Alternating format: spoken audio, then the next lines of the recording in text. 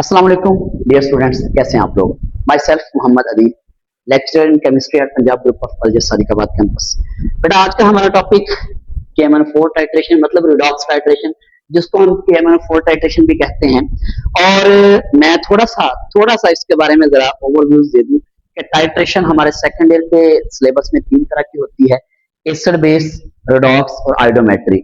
वैसे वैसे आइडोमेट्री भी रिडॉक्स में आ जाती है, लेकिन फिर भी उसको हम अलग नाम देते हैं आइडोमेट्री का। तो एसिड बेस हम पढ़ चुके, उस पर मैं बड़ी डिटेल के साथ आपको समझा भी चुका हूँ एसिड बेस टाइट्रेशन, और अलग से एसिड बेस भी और कंप्लीट जो है प्रोसीजर भी सबका अलग अलग एक ही वीडियो में। और आज का जो हमारा टॉपिक है वो है रिडॉक्स टाइट्रेशन मतलब एसिड बेस, और इंशाल्लाह कल जो है वो मैं आइडोमेट्री पे दूंगा, और उसके बाद जो है मैं फाइनल कैलकुलेशन पे एक लेक्चर रिकॉर्ड करूंगा, ताकि आप लोग उस पे भी उसको देख सकें, अपने आप को इम्प्रूव कर सकें। और फाइनल इंशाल्लाह पेपर पैटर्न पे मैं आपको पेपर पैटर्न पे वीडियो बनाकर दूंगा। बेटा बहुत इंपॉर्टेंट है पेपर पैटर्न पे, क्योंकि पेपर पैटर्न बच्चों को नहीं आता होता। पेपर पैटर्न से आके वो बच्चे बेचारे मार खा रहे होते हैं कि सर कैसे होगा, क्योंकि पेपर पैटर्न आपको पता है केमिस्ट्री का प्रैक्टिकल पेपर पैटर्न बहुत मुश्किल है। मुश्किल से मुराद के समझना पड़ता है, मतलब ऐसे नहीं कि जाएंगे पेपर जैसे करेंगे, नो, 2 टाइम्स लिखना पड़ता है। फर्स्ट 20 मिनट्स, आफ्टर 20 मिनट्स, ठीक है, ये 2 टाइम लिखना पड़ता है। इंशाल्लाह मैं आपको इसको प्रॉपर गाइड करूंगा। आपने लाजमी अगर चैनल सब्सक्राइब नहीं किया तो आप लाजमी कर लीजिएगा, ठीक है जी। तो चले जी, हम आते हैं अपने टॉपिक की तरफ, रिडॉक्स टाइट्रेशन, जिसको हम KMnO4 टाइट्रेशन भी कहते हैं। बेटा मैं आपको थोड़ा सा ये बता दूं कि भाई रिडॉक्स टाइट्रेशन में ऑक्सीडाइजिंग एजेंट की बात होगी और रिड्यूसिंग एजेंट की बात होगी, ठीक है। ऑक्सीडाइजिंग एजेंट, ऑक्सीडाइजिंग एजेंट, क्योंकि रिडॉक्स का मतलब है ऑक्सीडेशन भी हो रही है, रिडक्शन भी हो रही है। ऑक्सीडेशन और रिडक्शन, फिर ऑक्सीडाइजिंग एजेंट भी होगा, रिडक्शन रिड्यूसिंग एजेंट भी होगा। ऑक्सीडाइजिंग एजेंट और रिड्यूसिंग एजेंट, ठीक है, ऑक्सीडाइजिंग एजेंट और रिड्यूसिंग एजेंट जी। यहां पे हमारे पास ऑक्सीडाइजिंग एजेंट KMnO4 खुद है, ठीक हो गया। KMnO4 ऑक्सीडाइजिंग एजेंट हमारे पास KMnO4 है, लेकिन जो रिड्यूसिंग एजेंट है ना, वो है हमारे पास यहां पे 4 रिड्यूसिंग एजेंट KMnO4 टाइट्रेशन में 4 हैं। कौन कौन से हैं? ऑक्सालेट, ठीक है, sodium oxalate, ammonium oxalate, potassium oxalate, magnesium oxalate, कोई भी ऑक्सालेट हो सकता है, ठीक है। और सेकंड नंबर पे हमारे पास है क्या? Oxalic acid, oxalic acid. और थर्ड नंबर पे हमारे पास है क्या? FeSO4, फेरस सल्फेट सॉल्यूशन, ठीक है। और फोर्थ नंबर पे हमारे पास है मोहर्स साल्ट, मोहर्स साल्ट। ये हमारे पास 4 रिड्यूसिंग एजेंट है, ठीक है। अगर ये जो पहले 2 हैं, ये वाले ऑक्सालेट और ऑक्सैलिक एसिड, ऑक्सालेट और ऑक्सैलिक एसिड, ये जो पहले 2 हैं बेटा, इनको मैंने आपको बड़ी डिटेल के साथ बताया था कि इनको हीट करना पड़ता है। इनको कितने पे, कितने डिग्री सेल्सियस पे? 60 टू 70 डिग्री सेल्सियस पे हम इनको हीट करेंगे। मतलब आपने क्या करना है, अगर ऑक्सालेट है या ऑक्सैलिक एसिड है, आपने 10 ml कोनिकल फ्लास्क में लेके half test tube dilute sulphuric acid डालेंगे, और उसके बाद इसको 60 टू 70 डिग्री सेल्सियस पे हीट करेंगे। हीट करेंगे तब जाके बाद में टाइट्रेशन करेंगे। हीट के बाद मतलब ठंडा कीजिएगा, ठंडा करने के बाद आप टाइट्रेशन कीजिएगा, आपके पास लाइट पिंक कलर आ जाएगा। ओके, ये था इसका। और अगर ये दोनों लेंगे मतलब मोहर साल्ट में से या FeSO4 सॉल्यूशन में से, तो आपको क्या नहीं करना पड़ेगा हीट, ठीक है, क्योंकि ये दोनों जो है without heat complete oxidation reduction नहीं देते। अगर आपसे सवाल पूछा जाए, एग्जामिनर आपसे सवाल करता है कि ऑक्सालेट या ऑक्सैलिक एसिड को 60 टू 70 डिग्री सेल्सियस पे हीट क्यों करना पड़ता है, तो आपका जवाब यही होगा कि सर ये जो है बगैर हीट के कंप्लीट ऑक्सीडेशन रिडक्शन नहीं देते, ठीक है। ये जो है कंप्लीट ऑक्सीडेशन रिडक्शन दे देते हैं विदाउट हीट, ठीक है। इसमें भी half test tube sulphuric acid डालना है। ओके जी, तो जी हम बात कर रहे थे इसमें ऑक्सीडाइजिंग एजेंट और रिड्यूसिंग एजेंट का। बाकी आगे प्रोसीजर बेटा आपको आता है, ये देखें, ये आपके पास जो है वो ब्यूरेट है, ये ब्यूरेट है आपके पास, ठीक है। यहां पे स्टॉपर लगा होता है, ओके, ये स्टॉपर लगा है। इस ब्यूरेट के अंदर आपने KMNO4 डालना है। यहाँ पे वैसे रीडिंग भी होती है 1 2 3 4 5 6 7 8 9 10 11 12, ये 50 तक होती है तकरीबन, हम 50 वाले लेते होते हैं, ठीक है। इसके अंदर आप जानते हैं कि KMNO4 होगा, ठीक है। KMNO4 सोल्यूशन डालते हैं हम इसके अंदर, और यहां पे हमारे पास कोनिकल फ्लास्क होगी,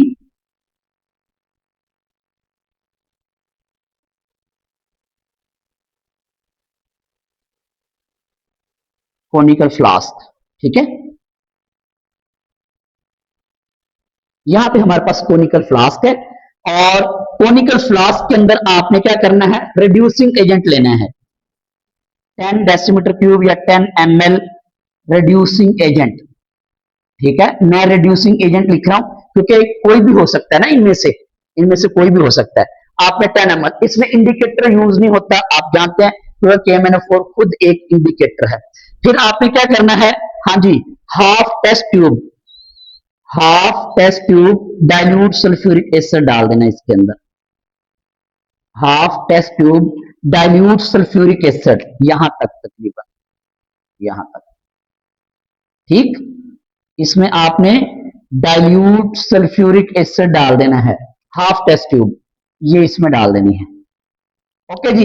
फिर आपने इसको जो है वो टाइट्रेशन कर लेनी है, अगर इन दोनों में से है, अगर उन दोनों में से है तो आप 6 to 7 डिग्री सेल्सियस पे हीट कीजिएगा, उसके बाद टाइट्रेशन कर लीजिएगा।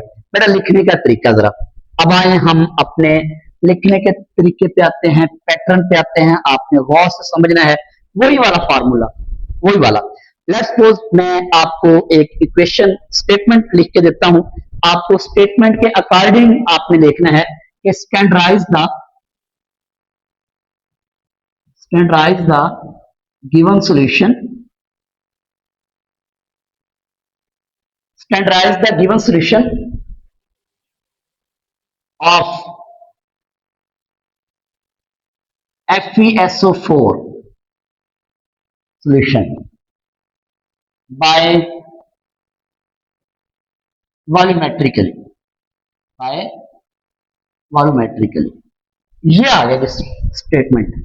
मैं अभी फिलहाल आपको सिर्फ सिंपल स्टेटमेंट बता रहा हूं, ठीक है, ताकि जो बाकी कैलकुलेशंस वाली हैं वो इंशाल्लाह मैं लास्ट पे कैलकुलेशन आपको बताऊंगा जी।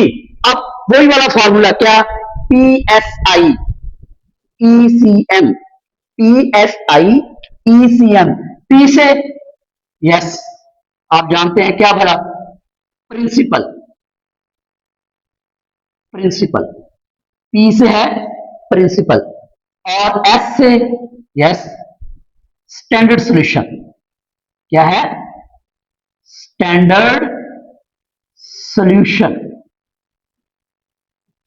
सोल्यूशन, I से इंडिकेटर,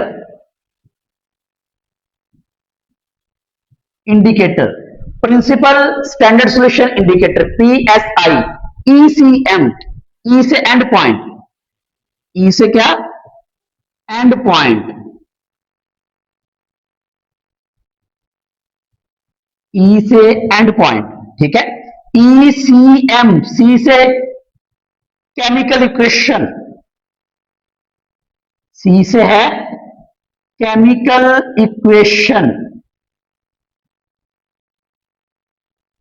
C से केमिकल, ECM, M लास्ट आ गया जी मोल रेशो, ठीक है, मोल रेशो। लें जी, हमारे पास मैंने बताया था PSI ECM, बेटा तरतीब भी यही याद रखनी है, बात समझ आई, PSI ECM तरतीब भी यही याद रखनी है।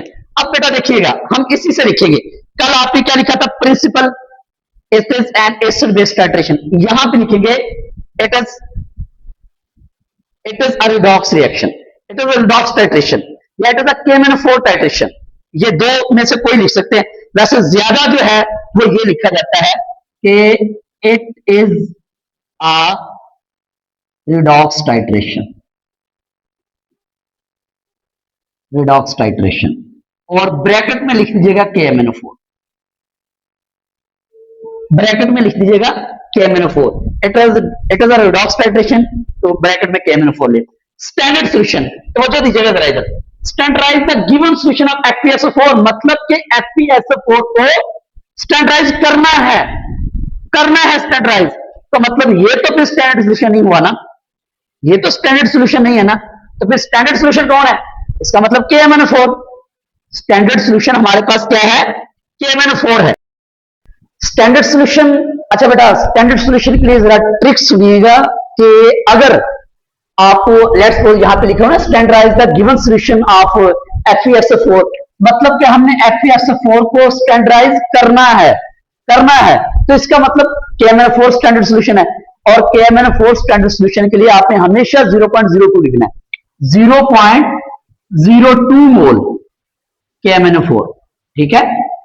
चाहे आप इधर गौर से बात सुनिएगा, चाहे FeSO4 हो, चाहे ये देखिए, चाहे ऑक्सालेट हो, चाहे ऑक्सैलिक एसिड हो, FeSO4 हो या मोहर साल्ट हो, इनमें से किसी को भी आपने स्टैंडर्डाइज करना है और आपके पास स्टैंडर्ड सॉल्यूशन KMnO4 है, तो उसकी मोलैरिटी इतनी ही होगी, फिक्स है 0.02 मोल KMnO4, क्योंकि 0.02 मोल के साथ ही ये जो है अपना एंड पॉइंट देता है, इसके अलावा स्टैंडर्डाइज नहीं होता, 0.02 मोल KMnO4 लेना है, ठीक है जी।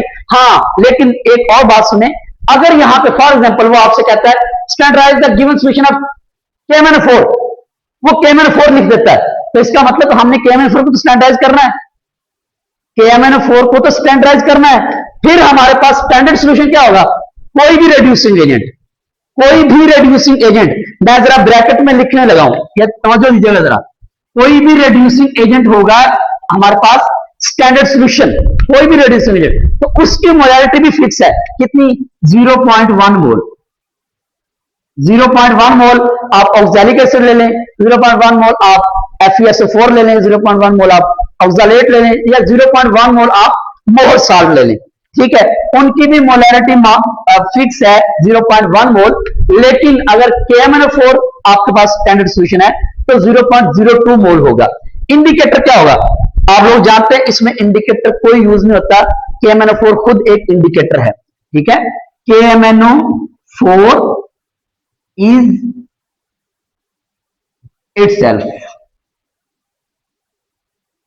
an itself, KMnO4 is an itself, ये खुद एक इंडिकेटर है, ठीक है। उसके बाद एंड पॉइंट आप जानते हैं, यस आपने निकाला भी है इसका and point, light pink colour, ठीक है, लाइट पिंक कलर। उसके बाद केमिकल इक्वेशन आ गई, अब केमिकल इक्वेशन यहां से आपने देखना है, हमारे पास रेड्यूसिंग एजेंट क्या है, KMnO4 तो है ही है, KMnO4 तो है ही है, रेड्यूसिंग एजेंट देखना है। अब आपके पास स्टेटमेंट में रेड्यूसिंग एजेंट FeSO4 है, तो KMnO4 का रिएक्शन करवा देना है FeSO4 के साथ, FeSO4 के साथ। और अगर यहां पे आपके पास रेड्यूसिंग एजेंट मोहर साल्ट है तो मोहर साल्ट के साथ करवाएंगे, अगर आपके पास ऑक्सालेट है तो ऑक्सालेट के साथ करवाएंगे, और अगर आपके पास ऑक्सैलिक एसिड है तो हम ऑक्सैलिक एसिड के साथ करवाएंगे। अब मैंने 4 प्लस FeSO4, आपको पता है हम इसमें क्या ऐड करते होते हैं, वाटर भी ऐड करते हैं, ठीक है, इस सॉरी वाटर नहीं, डिस्टिल्ड डाइल्यूट सल्फ्यूरिक एसिड, हम इसमें डाइल्यूट सल्फ्यूरिक एसिड भी ऐड करते हैं, तो FeSO4 भी लिखेंगे, ठीक है। फिर आप जब इनका आपस में रिएक्शन करवाएंगे तो क्या बनेगा, आपके साथ बनेगा Fe2SO4 थ्राइस फेरिक सल्फेट, समझ आई, फेरस सल्फेट से फेरिक सल्फेट बन गया आपके पास, फेरिक सल्फेट बना, फिर यहां पे पोटाशियम और यहां पे दो जगह पे आपके पास सल्फेट है, तो पोटाशियम सल्फेट K2SO4, और साथ में आपके पास क्या बना, यहां पे मैंगनीज है, मैंगनीज सल्फेट, ठीक है, सारे बनेंगे सल्फेट, इसमें सारे आपके पास सल्फेट बनेंगे, मैंगनीज सल्फेट MnSO4.8H2O, ओके जी, 8H2O, तो ये आपके पास आ गया। अब हम इक्वेशन बैलेंस कर लेते हैं, तो भाई इधर पोटाशियम 2 है और इधर 2 के साथ मल्टीप्लाई कर दें। ओके, फिर अब हम देखें यहां पे Fe 2 है, इसको आप 2 से मल्टीप्लाई कर दें। ठीक हो गया। और उसके बाद क्या आ गया जी, और हम अब इधर मैंगनीज 2 हो गए, इसको आप 2 से मल्टीप्लाई कर दें। इक्वेशन बैलेंस है। ये जी हमारी इक्वेशन भी लिखी गई, तो KMnO4 और FeSO4 मतलब फेरस सल्फेट और H2SO4 मतलब सल्फ्यूरिक एसिड डाइल्यूट, तो आपके पास जो आगे प्रोडक्ट बनेंगे बेटा वो ये बनेंगे। जाहिर बात है, मैंने कहा हर रिड्यूसिंग एजेंट का डिफरेंट होगा, डिफरेंट होगा। ठीक है, अब हम आते हैं मोल रेशियो पे। मोल रेशियो पे बेटा हम जानते हैं, हम मोल रेशियो किस किसका लेते होते हैं, KMnO4 और FeSO4 का। भाई जो हमारा वो तो डाइल्यूट सल्फ्यूरिक एसिड का आपने हाफ टेस्ट ट्यूब डाली है उसमें, तो क्या भी आपके पास मोल रेशियो कितना आएगा, 2 और 2, 2 रेशो 2 आ जाएगा। ओके जी, नेक्स्ट बेटा हमारे पास जो हेडिंग होगी वो है हमारे पास क्या भला, यस आप लोग जानते हैं प्रोसीजर की। नेक्स्ट है हमारे पास हेडिंग किस चीज की है, प्रोसीजर की। हम नेक्स्ट हेडिंग दे रहे हैं प्रोसीजर की। ओके जी, प्रोसीजर आप लोगों को आता है बेटा, प्रोसीजर आता है क्या, वही वाली बात जी।